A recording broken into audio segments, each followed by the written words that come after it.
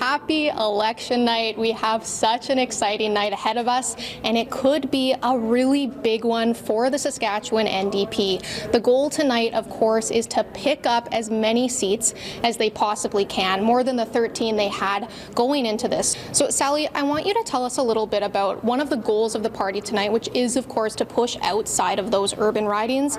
How did the party try to make that happen during this campaign? Anna, what do you have to tell us? You know what, Ryan? I don't have a ton to tell you because there's not a ton of surprises tonight other than Ward 1 with Darren Hill with that he's losing slightly there. But you know, Saskatoon is a city where it's pretty rare to see an incumbent lose their seat, and that's certainly the case tonight, where most of the incumbents have really healthy leads. We have landslide wins for Cynthia Block, Marin Lowe, and Zach Jeffries. The Social Services Minister says it's unclear what's causing this trend. The ministry says it works with extremely vulnerable children, including those who are severely ill. It reviews each death to determine if it could have been prevented and whether policies need to be improved.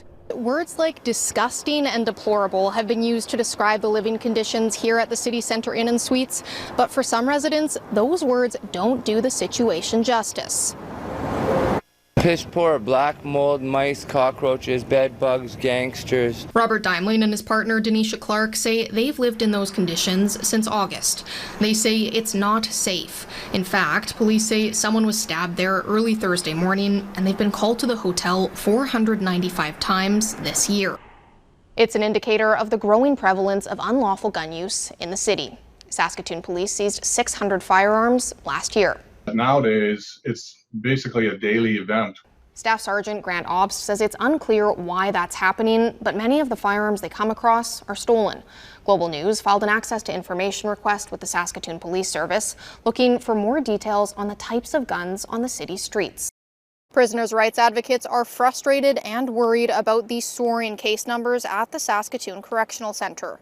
The building is a hotbed for COVID-19, and they're worried about containing the spread of the virus. The roads are looking better, but they're certainly not great. You know, 30 centimeters of snow doesn't get cleared overnight, but the city has made a pretty good dent in the road clearing efforts. And it's just going to keep getting better for the weekend. Keep on getting better, and we're not falling below -20 tonight, which is a good sign of what's to come for the weekend, nearing or even passing that melting point, and moving into next week, seeing some negative temperatures again, but still very mild. So we certainly have a good few days in store. Let's take a look, though, outside at Saskatoon tonight. Now let's take a look at our highs over the next few days. So you can see -6 is that high for tomorrow. As we move into the weekend, though, we really push above the freezing mark for 1 degree potentially on Sunday and Monday, dipping down a little bit as we move into next week, but still mild temperatures for the rest of the week. Tonight, though, is going to be a cold one, -23, feels like -30 with the wind chill, but then tomorrow those temperatures are just going to be beautiful.